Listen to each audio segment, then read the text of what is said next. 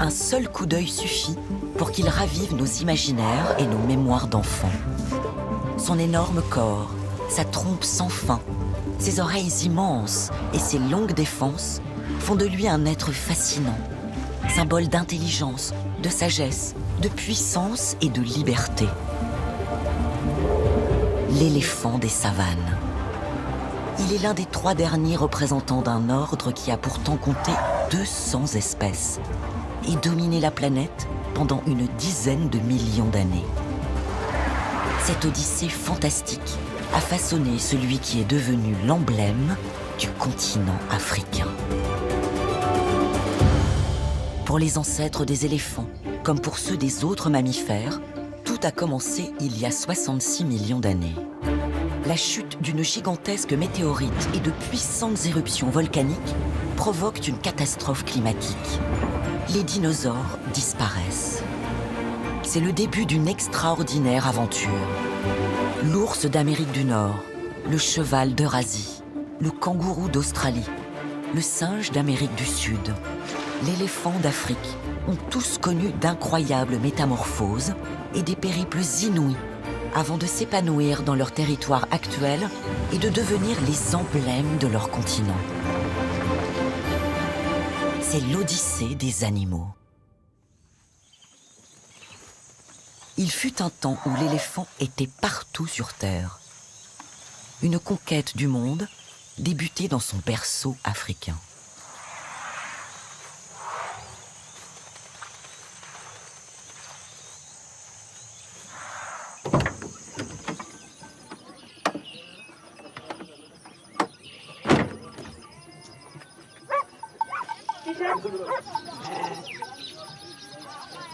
Eric Olé Kalama est Maasai, et comme le veut la tradition de son peuple, il devrait élever du bétail.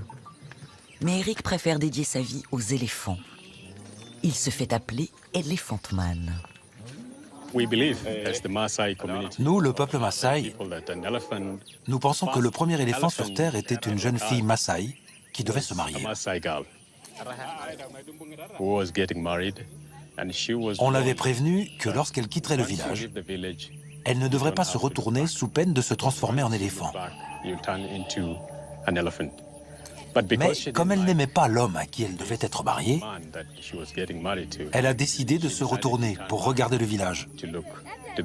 Et c'est ainsi qu'elle s'est transformée en éléphant.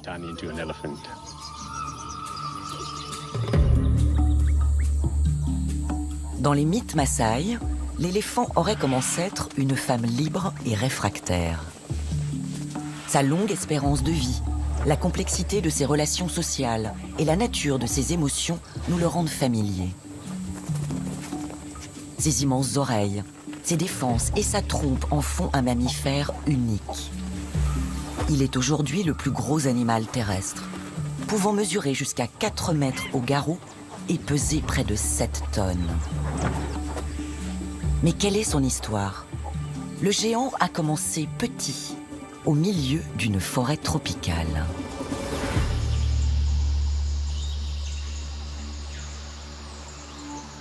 Tout débute il y a 60 millions d'années, sur une terre au climat bien plus chaud et humide qu'aujourd'hui. À l'extrême nord du continent africain, apparaît un animal dont le fossile est précieusement conservé au Muséum d'histoire naturelle de Paris par le paléontologue Emmanuel Gerbrandt.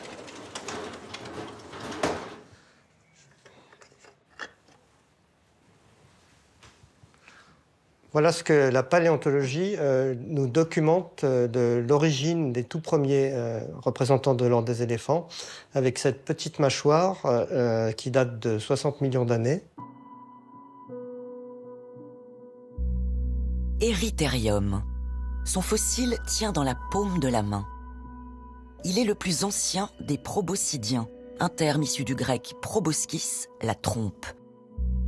La trompe les définit aujourd'hui, mais ce sont les dents qui permettent de caractériser leurs premiers ancêtres. Les caractères qu'on peut observer sur cette mâchoire d'Erytherium qui permettent de les rapprocher des proboscidiens sont très ténus, c'est très discret, c'est quelques petits détails. C'est la morphologie des molaires. Et c'est la morphologie des incisives, avec une première incisive qui est déjà agrandie. Erytherium avait une morphologie qui était voisine de celle des damans actuels et de certains des petits damans fossiles qu'on connaît. C'est à cet animal, le daman, que devait ressembler l'ancêtre des éléphants. Le lien avec ceux d'aujourd'hui est effectivement ténu. Un daman mesure une 50aine de centimètres pour un poids d'environ 4,5 kg, la corpulence d'un gros chat. Et comme les damans, Erytherium a une belle paire d'incisives.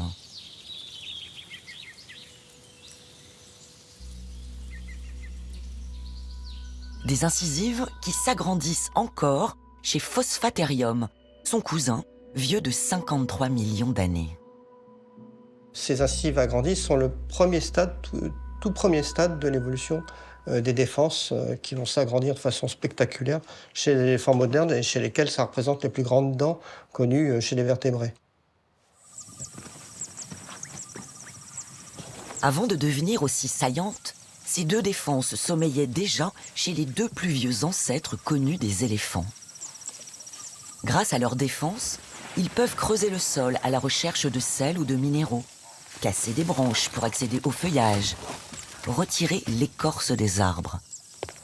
Elles leur servent plus à s'alimenter qu'à se défendre, même si leur nom peut faire penser le contraire.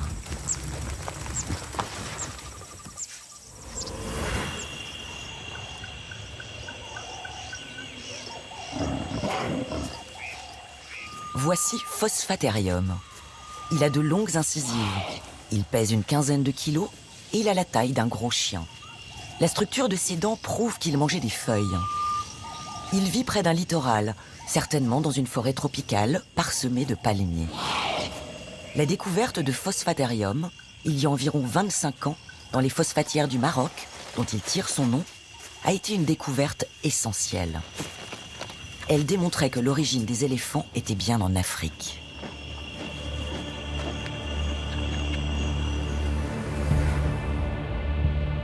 Il y a une 50aine de millions d'années, l'Afrique est une île-continent au climat chaud et tropical. Une faune endémique s'y développe avec plusieurs familles d'herbivores, dont les proboscidiens. Ils se spécialisent dans un régime fait de feuilles. Et, par les jeux de l'adaptation et de la compétition, ils grandissent à vue d'œil. Ils deviennent très gros, très vite. Quand on compare le crâne de Phosphaterium, qui est daté de 55 millions d'années, avec le crâne du mammouth méridionalis et de son squelette, qui date de 2 millions d'années, on se rend compte de l'évolution spectaculaire de la taille chez les proboscidiens et de la morphologie. Cette évolution est l'une des plus grandes, des plus fortes constatées chez les mammifères terrestres. Un portrait de famille depuis les origines illustre cette spectaculaire augmentation de la taille. Après Phosphaterium, il y a donc Merytherium. Il a 37 millions d'années. Il est semi-aquatique et vit comme un hippopotame. Surtout, il pèse déjà 400 kilos. Puis il y a Phiomia, 34 millions d'années, haut comme un cheval. Il est le premier à avoir une forme éléphantine. Une trompe pointe déjà timidement entre ses courtes défenses.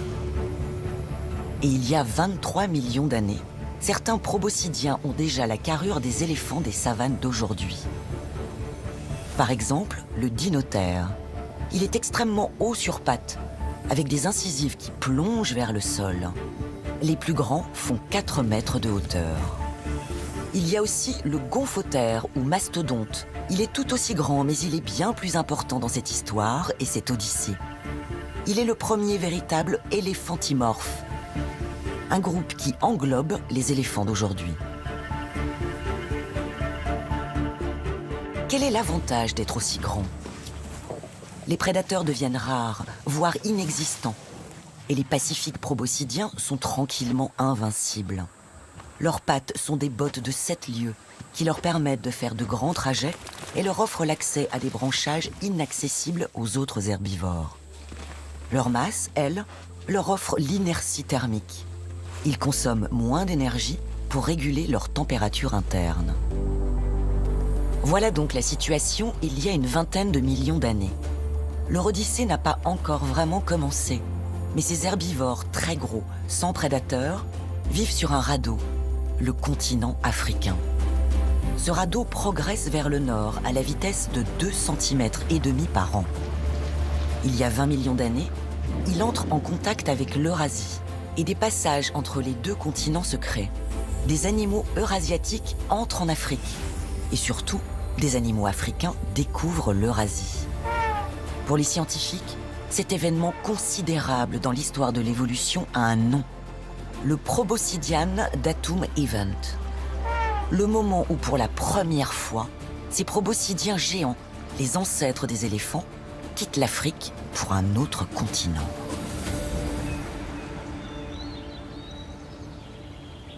Le Gers, en France, garde encore les traces de ce passage.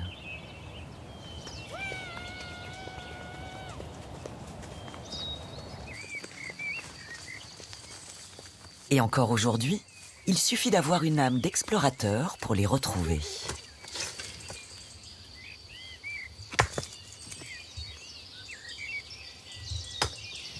Regarde. Ça ressemble à un fossile.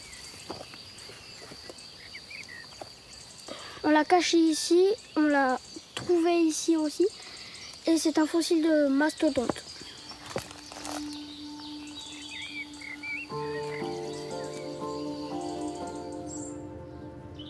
En 1987, le paléontologue Francis Duranton du Muséum de Toulouse découvre un site exceptionnel dans une carrière.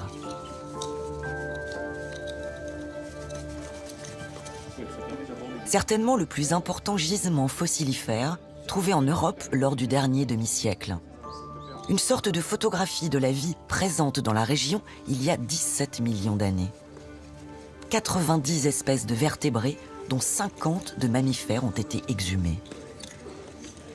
Nous sommes en train de dégager un amas d'ossements dans lequel il est particulièrement intéressant de noter la présence justement de proboscidiens.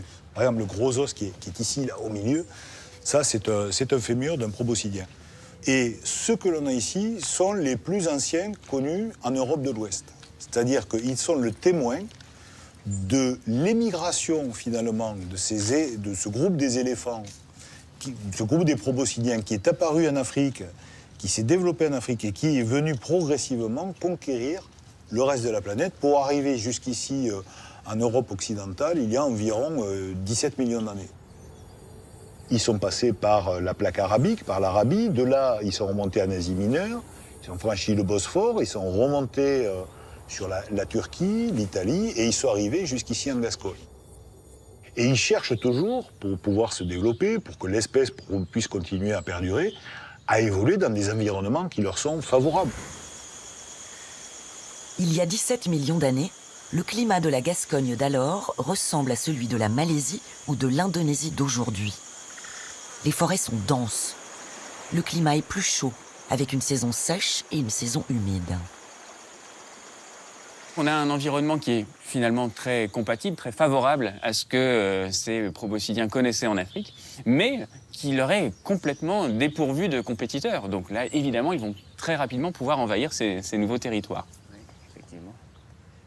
Régis de Bruyne, paléogénéticien au Muséum d'histoire naturelle de Paris, suit à la trace les débuts de la conquête de la planète par les ancêtres des éléphants. Il faut s'imaginer qu'à ce moment-là, sont sortis d'Afrique deux lignées principales de proboscidiens, les dinotères d'une part et les gomphothères d'autre part. Pour les dinotères dans des environnements plus forestiers, plus humides, et puis pour les gomphothères, eh bien, de façon plus large finalement, dans des environnements qui vont être à la fois semi-ouverts, c'est-à-dire à cheval entre des forêts et des savanes. Les gomphothères, on les appelle aussi mastodontes. Ce sont eux les véritables ancêtres des éléphants. Et ce sont eux qui vont conquérir la planète entière grâce à leurs dents. À Montréal du Gers, Francis Duranton en a trouvé une seule, très primitive. C'est le premier qui a été trouvé? Ouais, ça c'est le tout premier qu'on a découvert et c'est extrêmement rare. Tu vois, tu as une molaire d'adulte. Ouais, et il est en fait dans les couches. Un grand, quoi. Voilà, il est déjà dans les couches de base, tu vois, très dense, très lourd. Ouais. Et juste un fragment en fait. Hein, voilà. Et là, c'est clairement un gonfauteur. Après. Oui, alors on a une dent classique de mastodonte avec effectivement ces tubercules bien érigés et mamelonnés. Donc on a une lignée qui va connaître un très grand succès évolutif associé à son expansion mondiale. Avec une dent comme celle-là, il peut manger aussi bien des feuilles que des fruits, que des branches, des végétaux coriaces. Il devient davantage brouteur. Il se diversifie. Et le gonfauter a déjà une grande trompe. Elle est vraisemblablement une réponse au gigantisme.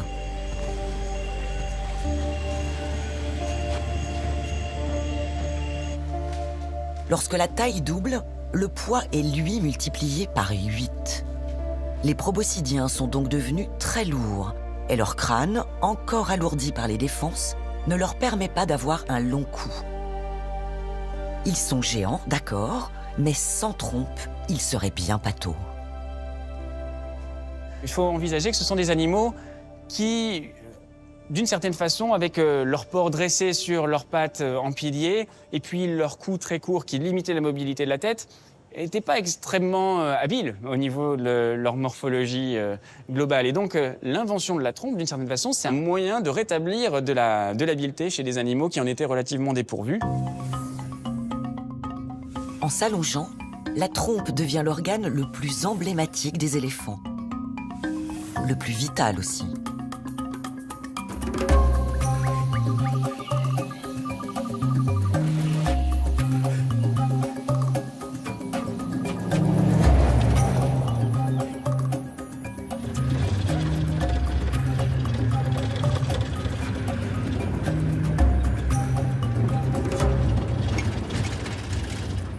Jonathan Kismet est ranger dans le parc Amboseli au Kenya. Il est sur le terrain tous les jours, observant les éléphants, notant tout de leurs habitudes. Il connaît bien le comportement des 50 familles et des 1500 individus en mouvement permanent dans cet écosystème au pied du Kilimandjaro, à la recherche de points d'eau, de sel ou d'une végétation précise, comme les acacias. La trompe est au cœur de leur comportement. La trompe, en fait, c'est la main de l'éléphant.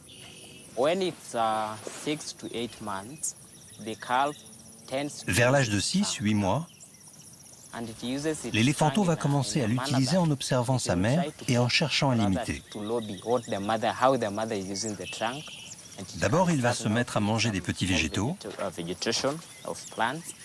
Puis, vers l'âge d'1 an, il sera capable de se servir pleinement de sa trompe pour faire tomber des arbres et se nourrir comme un adulte.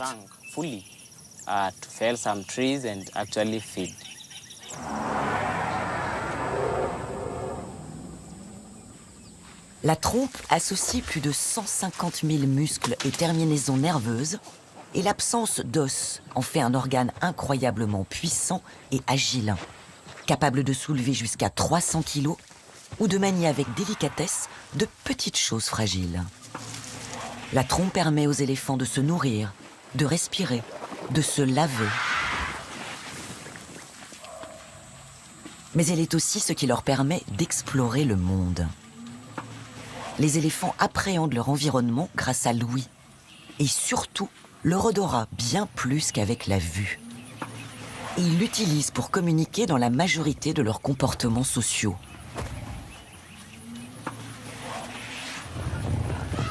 Elle produit aussi des sons qu'ils entendent à plus de 2,5 km. La trompe est un organe tellement important qu'un éléphant a peu de chances de survivre si elle est endommagée.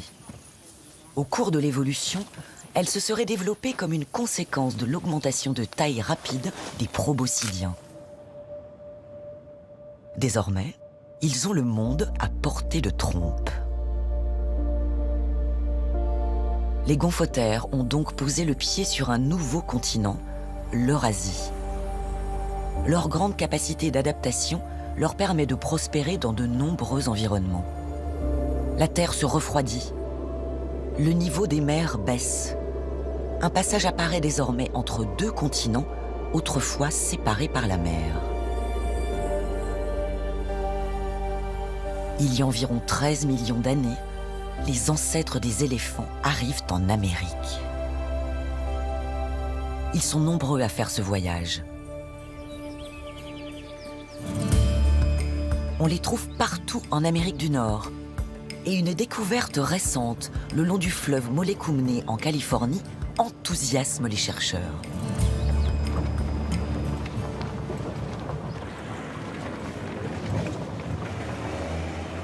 Une découverte faite par un ranger, Greg Franchek.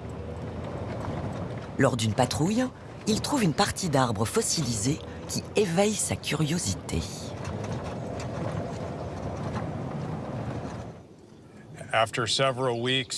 Après avoir parcouru pendant plusieurs semaines cette zone pleine d'arbres pétrifiés, j'ai découvert un premier fossile de vertébrés, un fossile d'os. Sur le moment, je n'ai pas compris que c'était l'os d'un géant qui avait brouté ici des millions d'années auparavant.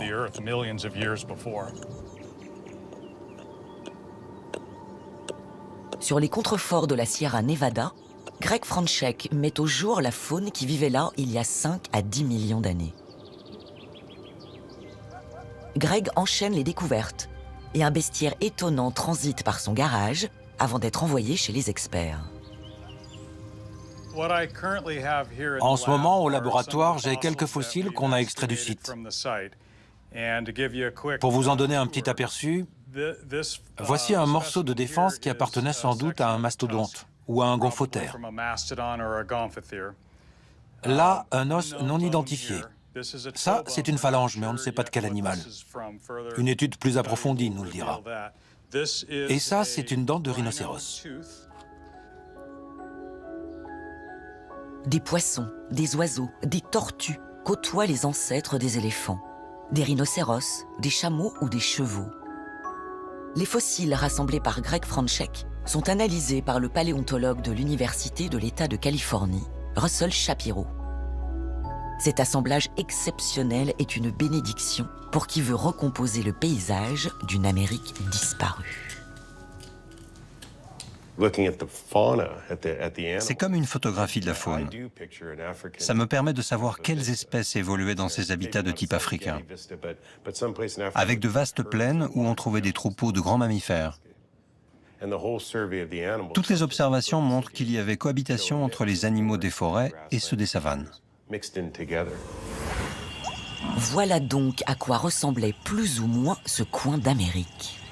C'est à s'y méprendre une carte postale de l'Afrique et de son emblématique faune. Les ancêtres des éléphants trônent en géants. Ils arrivent du continent africain et côtoient les ancêtres des chameaux ou des rhinocéros qui, eux, originaires d'Amérique, font le voyage inverse. Les proboscidiens prospèrent en Amérique. Des espèces apparaissent et se développent uniquement sur ce continent. Ils en disparaîtront il y a 10 000 ans à peine. La découverte de l'un de ces ancêtres américains dans les marécages du fleuve Ohio allait d'ailleurs révolutionner notre compréhension du vivant. Ce fossile se trouve aujourd'hui dans les réserves du Muséum d'histoire naturelle de Paris. Un fossile découvert par des soldats français du XVIIIe siècle. Certains l'appellent la Mona Lisa de la paléontologie.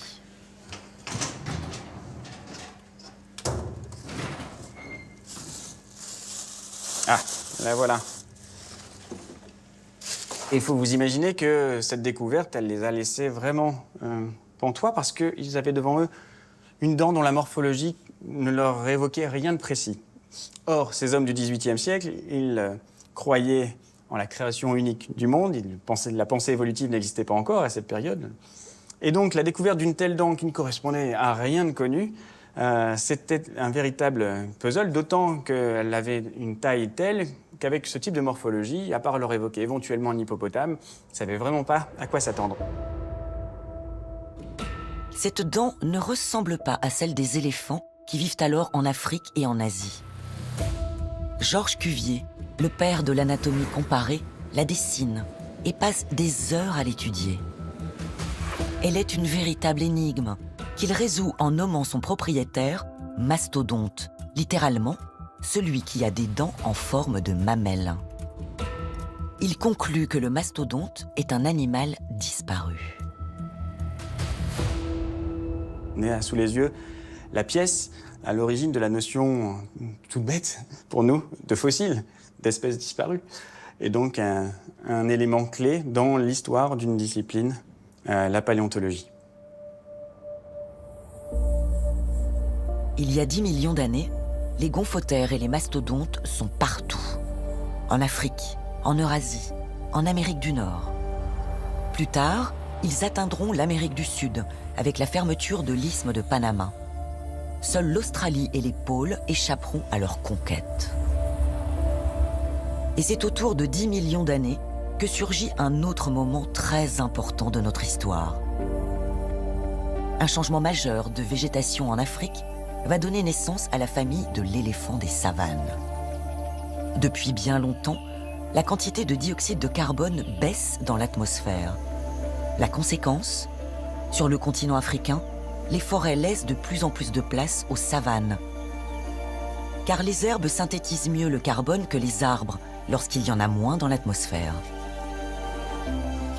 Et sur leur terre d'origine, l'Afrique, certains gomphothères donnent naissance peu à peu à des éléphantidés. Cette lignée des éléphantidés, elle est caractérisée par des dents qui n'ont finalement plus grand-chose à voir avec des dents de gomphothères, tout simplement parce que les tubercules et les crêtes qui couvraient ces dents molaires eh bien, ont disparu pour laisser la place à des lames d'émail très fines qui se succèdent les unes derrière les autres, formant ce très léger relief et puis formant surtout une surface plane, une facette d'usure qui est en fait la conséquence du mode de mastication chez ces animaux-là, qui n'ont plus une mastication simple comme leurs prédécesseurs, mais vont plutôt avoir un mouvement pendulaire des deux mâchoires l'une contre l'autre qui va venir en fait, comme par un mouvement de rabot, abraser les végétaux et aussi du coup déterminer cette facette d'usure. Et cette façon de se nourrir, elle est très efficace, justement, pour s'alimenter de ces nouvelles plantes herbacées et en particulier pour conquérir des environnements qui n'existaient pas jusque-là et qui vont s'étendre de plus en plus au cours des 10 derniers millions d'années, à savoir des environnements de savane et de prairies. Cette nouvelle famille, amatrice d'herbes et de plantes, compte 3 branches. Les mammouths, qui sont donc bien des animaux d'origine africaine. Les éléphaces, dont une espèce vit encore aujourd'hui en Asie, et les loxodontes. Les loxodontes, ce sont eux les ancêtres des éléphants des savanes. Ces éléphantidés cohabitent pendant plusieurs millions d'années avec des espèces plus anciennes de proboscidiens. Et ils commencent à côtoyer les ancêtres des humains.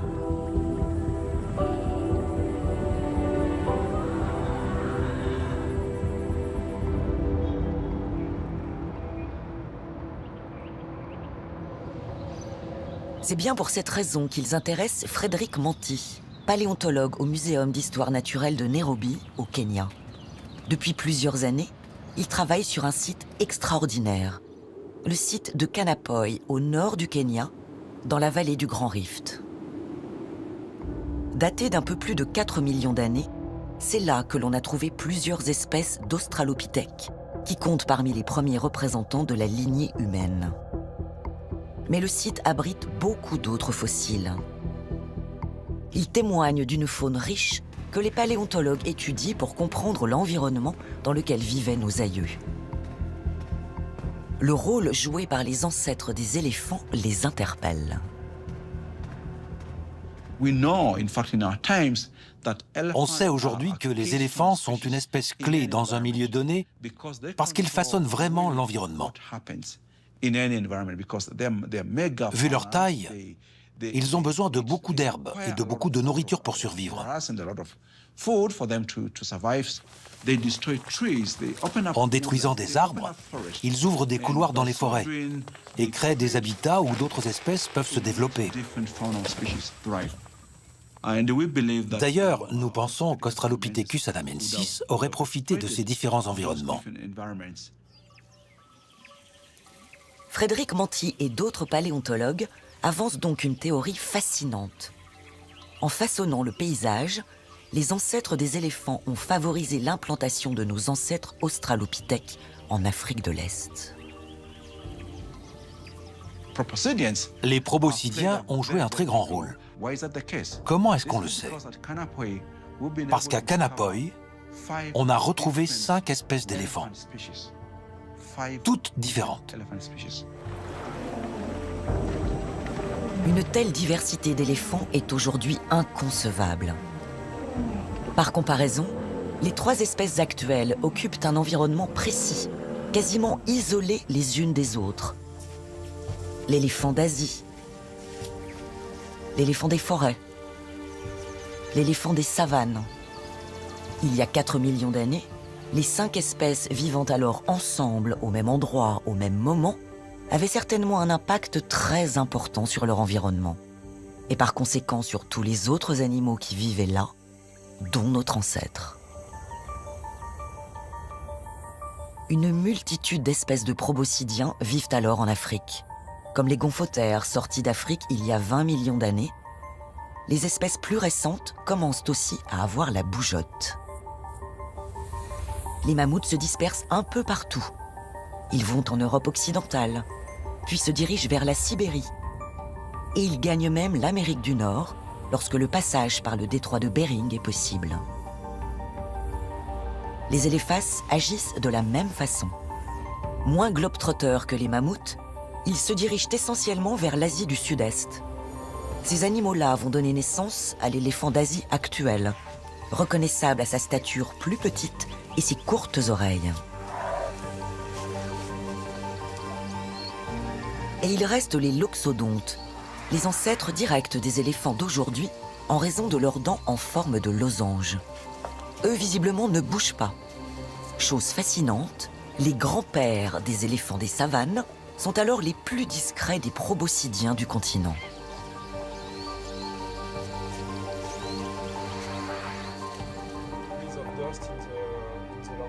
C'est ce que remarque le paléontologue de l'université de Poitiers, Jean-Renaud Boisserie, sur le site de Chungura, en Éthiopie. Il est loin d'être dominant, ce qui est un petit peu paradoxal parce qu'aujourd'hui, il n'y a plus que l'Oxodonta sur le continent africain, mais il y a 3 millions d'années, 2 millions d'années, pas du tout, c'est l'Ephas reiki qui est extrêmement important. La formation Chungura se situe dans la vallée de l'Omo, en Éthiopie. Elle enregistre de manière continue l'évolution de la faune et de l'environnement de l'Afrique de l'Est de 3,5 millions à 1 million d'années. Une période extrêmement importante qui renseigne l'apparition des premiers outils en pierre, puis de notre genre, Homo. Nos ancêtres côtoient une faune très abondante. Mais les loxodontes, les ancêtres des éléphants des savanes actuelles, sont rares. L'éphas est alors le proboscidien dominant en Afrique. Mais vers 1 million d'années, l'environnement évolue et l'éphas semble avoir du mal à s'adapter. Les loxodontes semblent en profiter. On a des animaux là qui sont, a priori, d'après les données de biogéochimie, plutôt des mangeurs d'herbes avant 1 million d'années et même bien avant, et pendant une très longue période de temps. Et puis après 1 million d'années, ces animaux vont a priori modifier leur régime alimentaire et passer à des régimes beaucoup plus diversifiés, incorporant beaucoup d'autres types de plantes et délaissant un petit peu les graminées. Et c'est le cas par exemple de l'éléphant africain aujourd'hui. Les glaciations rythment désormais le climat de la Terre. Elles ont commencé à aridifier le continent africain, à modifier la végétation. Pourquoi les loxodontes, les fameux grands-pères de l'éléphant des savanes, ont-ils été les seuls capables de s'adapter aux changements environnementaux majeurs qui secouent l'Afrique il y a 1 million d'années? Personne ne le sait. À cette époque, la Terre commence à osciller entre des phases glaciaires longues, d'environ 100 000 ans, et des phases tempérées plus courtes. Et cette alternance a des conséquences importantes sur la vie de l'ensemble des proboscidiens qui peuplent la Terre.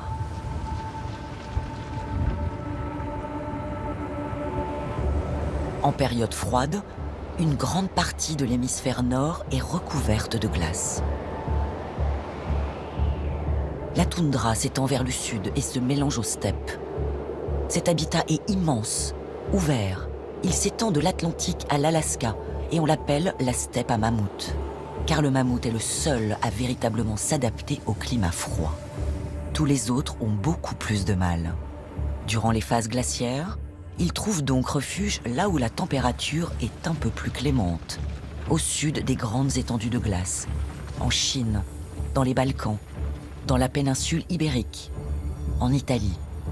Et c'est d'ailleurs en Italie que l'on peut raconter une autre extraordinaire histoire d'adaptation du règne des éléphants. Avec l'alternance des périodes froides et des périodes tempérées, le niveau de la mer monte et descend. Des éléphants se trouvent parfois isolés sur des îles. Et les géants se transforment en nains.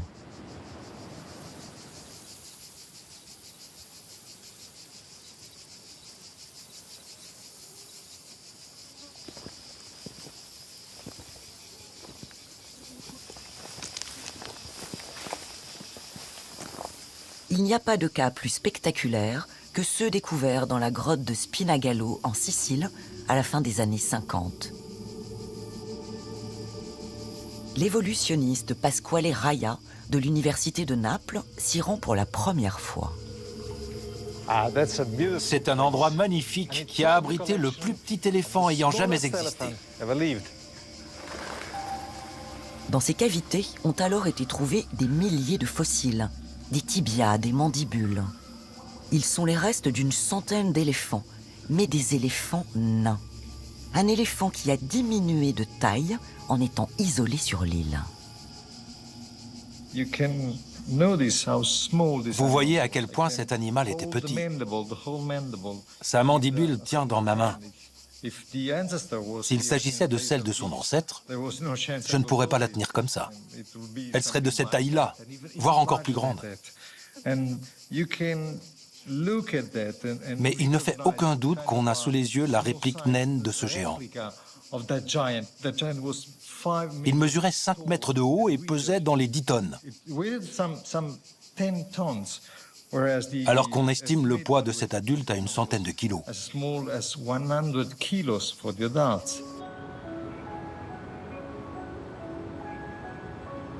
Pour voir sur pied le plus petit éléphant ayant jamais vécu sur Terre, il faut ensuite se rendre à Catane, dans le département géologie de l'université. Pour un spécialiste de l'évolution, il est un cas rêvé.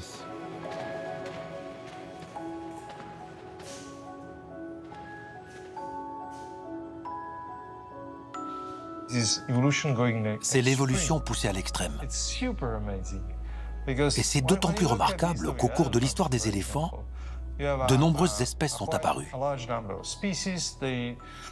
Elles n'ont pas toutes eu le même parcours, mais elles étaient toutes imposantes. Pour trouver des caractéristiques radicalement différentes qui vont à l'encontre de cette tendance au gigantisme, il faut aller sur des îles. Et cet animal est le plus remarquable de tous parce que c'est le plus petit. Cet éléphant nain mesure 90 cm au garrot.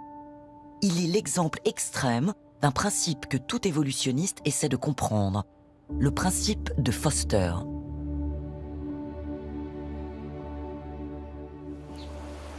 Les animaux bloqués sur une île n'évoluent pas de la même façon que sur un continent.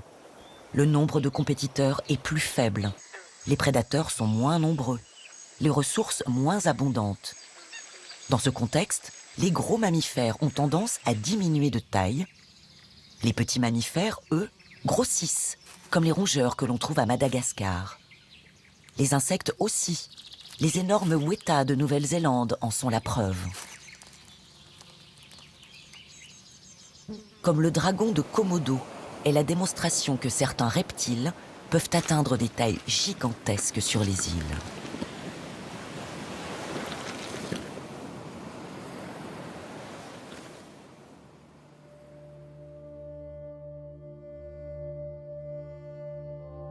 Cet éléphant vécut il y a environ 500 000 ans. Puis il disparut lorsque la Sicile fut de nouveau reliée au continent au gré des fluctuations du niveau des mers. Il n'était plus alors adapté pour faire face à de nouveaux prédateurs.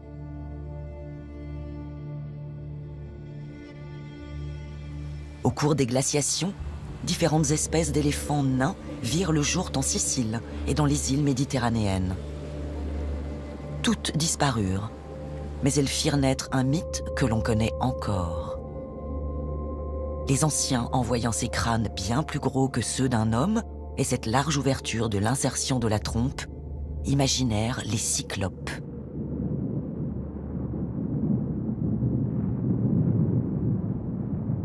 Ils vivaient sur les pentes de l'Etna.